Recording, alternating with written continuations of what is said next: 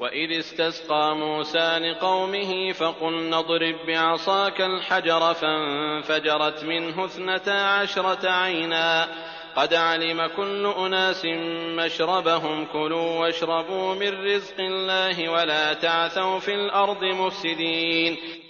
اور جب موسیٰ نے اپنی قوم کے لیے پانی مانگا تو ہم نے کہا کہ اپنی لاٹھی پتھر پر مارو جس سے 12 چشمے پھوٹ نکلے، اور ہر گروہ نے اپنا چشمہ پہچان لیا، اور ہم نے کہہ دیا کہ اللہ کا رزق کھاؤ پیو اور زمین میں فساد نہ کرتے پھرو۔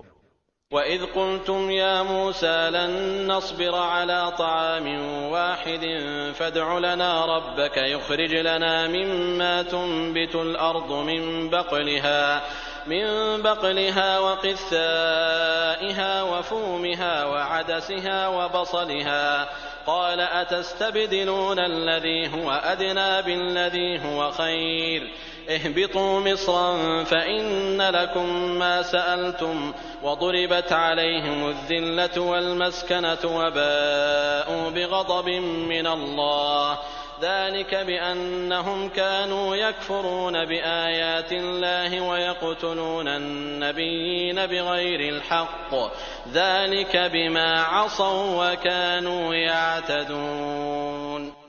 اور جب تم نے کہا اے موسیٰ ہم سے ایک ہی قسم کے کھانے پر ہرگز صبر نہ ہو سکے گا، اس لیے اپنے رب سے دعا کیجئے کہ وہ ہمیں زمین کی پیداوار ساگ، ککڑی، گندم، مسور اور پیاز دے۔ آپ نے فرمایا بہتر چیز کے بدلے ادنا چیز کیوں طلب کرتے ہو؟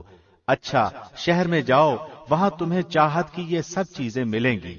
ان پر ذلت اور مسکینی ڈال دی گئی اور اللہ کا غضب لے کر وہ لوٹے، یہ اس لیے کہ وہ اللہ کی آیتوں کے ساتھ کفر کرتے تھے اور نبیوں کو ناحق قتل کرتے تھے۔ یہ ان کی نافرمانیوں اور زیادتیوں کا نتیجہ ہے۔